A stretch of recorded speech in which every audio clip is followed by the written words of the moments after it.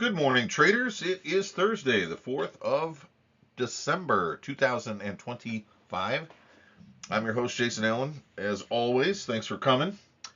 Going to round out this week quickly. We've got just a little bit more to go before Friday, actually, the end of the day, and then we are starting to wind down the year. I think next week is going to be just a hair slower.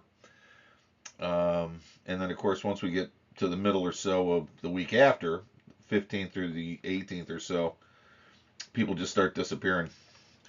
So I think it's going to be a very quiet end to the next couple of weeks. I may or may not continue to broadcast during the time when the markets are slow. I'll keep you posted.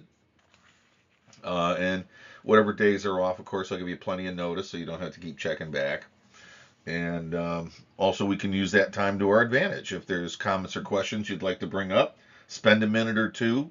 That's fine. If you want to send in a comment or a question or something along those lines, or if you have a suggestion for improving the content, I know that I'm getting a lot of positive feedback, so that's very helpful. I appreciate that. If there's anything that you feel would help make things, make the product a little bit better for you, feel free to let me know that too, because I'm hoping to make this the best 5 to 8 minutes that we can have to start your day. And of course, that could be anything, right? So let's keep that in mind. Okay, guys, here's our quote of the day to get us started today. The man who is swimming against the stream knows the strength of it. It's from Woodrow Wilson, 28th President of the United States, founder of the League of Nations, which was the precursor to eventually the United Nations. Both, of course, horribly inept at doing anything to help the state of affairs between men. Both the United Nations and the League of Nations, supposed to be committed to growth and peace and prosperity, were unable to prevent two world wars and cannot prevent conflict in the Middle East today, or in Africa, or in Central America or South America.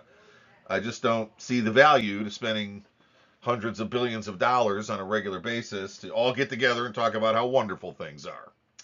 Maybe those of you out there in position of political influence could maybe convince some of our leaders to have some radical departure from the status quo and conventional thinking and start thinking in a way that would be a little bit beneficial for all of us, and let's get rid of these institutions that don't help. So that's it for my political soapbox today. Woodrow Wilson, the man who was swimming against the stream, knows the strength of it. I think that is a perfect example of why trading is an intensely personal and subjective affair. Nobody can possibly know the extent of what it feels like to do this unless they've done it at least once. If you haven't sat down and opened a trading account, you can't possibly know what happens in the mind of a trader and what his adversities are and what it is that we're all up against on a daily basis.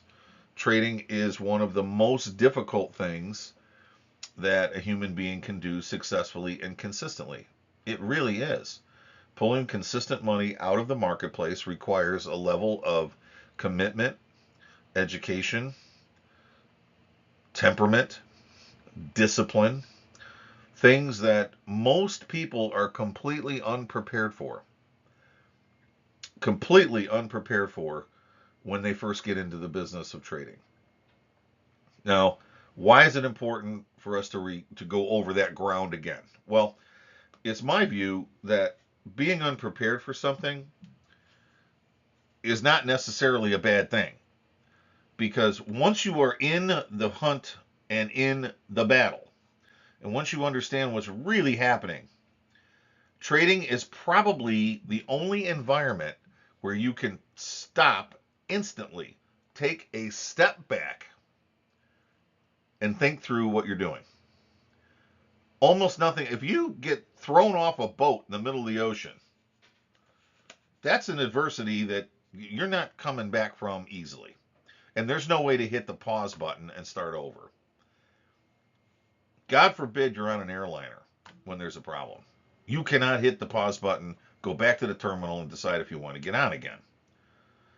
Trading is the only environment where once you discover what you're really up against, you don't have to do anything except stop, reconsider.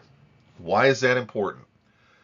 It's probably the single most important thing you can do to improve your method is to do the stop right here, close out everything, go back to step one, and try it again. Now, what does that mean? Well, I've had students that have literally, I sat down with them and they showed me what they're doing and all the rest, and I said, well, this is why you're having these problems, and you're not going to fix those the way you think you are. You're going to have to make some changes. And they immediately stopped, closed out every position they had on, sat down with a clean sheet of paper and a brand new pencil, and said, okay, what do I need to do? There's almost no other adversity or conflict or problem that you can find yourself in where you can immediately just stop and go back to square one and start brand new and brand new, fresh, out of the box new. Almost nothing you can do except trading. That is why I believe anyone can learn how to do this. And if you're still struggling and not really doing as well as you could do, that's a solvable problem. It really just takes another pair of eyes looking at what you're doing to show you what it is that needs to change, or maybe how it needs to change. And then you have the choice as to what you want to do. See, you know what it is that you're dealing with. Nobody else does. You can get help for that, and you can find a way through it. The smartest thing you can do is hit the reset button, take a step back, and clearly identify what it is that you believe is holding you back, needs to change, has to get help with, whatever it is, and start the process right there. You don't have to go broke before you figure it out. You can take a proactive measure and do something different right now if you wanted to. And that, why do you want to do that? Because you know what you're up against. Nobody else does. And that is an important consideration to remember. That's why you've got to be careful with who you put your confidence in when it comes to understanding what you need to change. Don't just talk to the first guy that comes along. Make sure that the person you're dealing with, you're getting your help from, is vetted. Make sure that they have the credentials worthy of your trust. It's important to have that confidence, because a lot of people out there will waste your time and money, and I've experienced this personally. A lot of people out there will waste your time and money telling you what you think you need to hear. And that's not necessarily in your best interest, as I'm sure you're aware. Okay, guys, I'll leave you with that.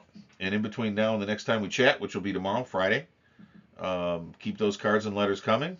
Thanks again for listening, and have a great trading day. See you tomorrow.